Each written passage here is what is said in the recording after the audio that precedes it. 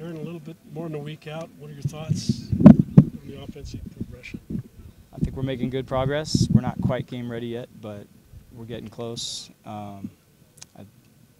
We're on schedule. That's how I feel about it, and I think we have a good team. What pleases you the most? Just the way the guys are practiced with a lot of attention to detail. They've practiced with a chip on their shoulder. I think we got a group of guys that's hungry and wants to prove something, and it's fun to coach guys like that. And our practices have been very competitive, just because they want to win.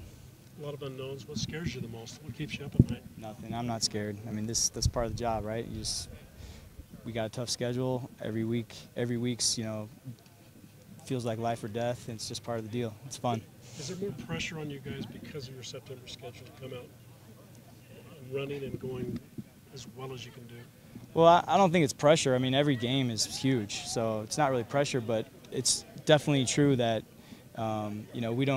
we got to be mid-season form week one, and we've taken that approach through camp that we got to be ready to play right from the start. There's no gimmies. How important is it that you've been in the Pac-12 and you've gone over film, personnel, things like that? How big of an advantage for BYU to have that knowledge? I hope that it proves to be, valuable.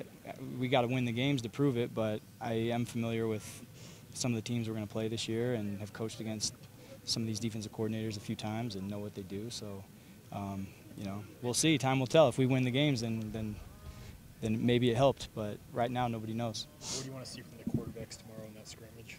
Just play clean, a clean game. Take care of the ball, operate efficiently, move the chains.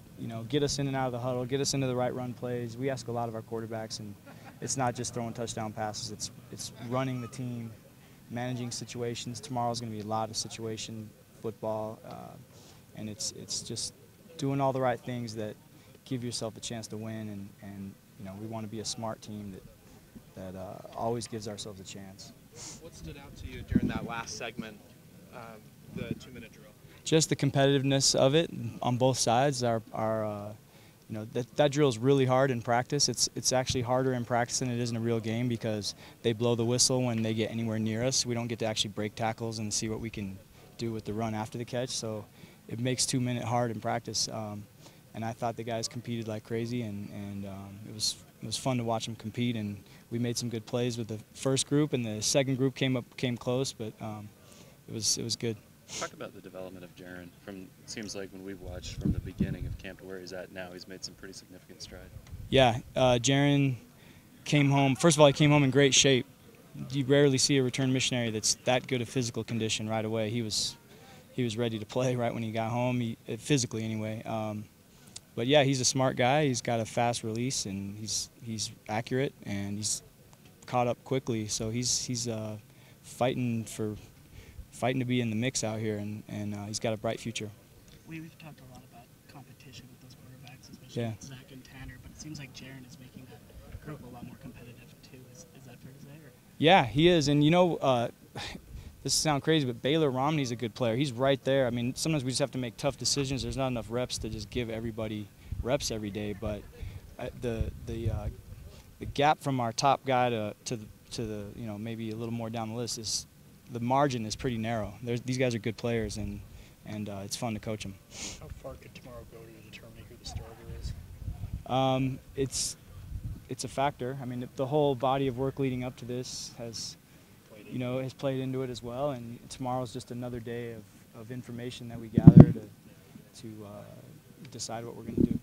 It's not your area, but how do you break down the protections up front from what you've seen progressing throughout fall camp? Well, it is our area because we have to know every play who's going to be blocked and how they're going to be blocked, and whether or not sometimes we have to change it or there's a lot of things we have to know about protection. So it's a work in progress. I think it's been good, and we are going to be a team that's squared away in protection. We got really good offensive line coaches. Our backs are willing blockers. Our tight ends are tough, and so we can throw a lot of different things at an opponent protection-wise to keep them off balance. You like what you've seen on film then? Yes. How have the receivers progressed through camp by the end of my college career? Getting better every day. I think they're probably the group I would say that has the biggest chip on their shoulder out here. I mean, they understand that they got a lot to prove, and I think they're good players, and they're getting better all the time. I think there's some depth there, and but we got to prove it. I mean, I keep reminding them that every day. So does Fessy. Doesn't mean anything until we do it in a game. As far as the timeline, is it still up in the air, or as far as the name of the We're guy? really close. Yeah, really close. I mean, I'm just about there. And Coach Grimes and Kalani and I will decide soon. We're close. I know. So I know you guys are tired of waiting and stuff, but I think we have a good plan. Just about there. Yeah, just about there.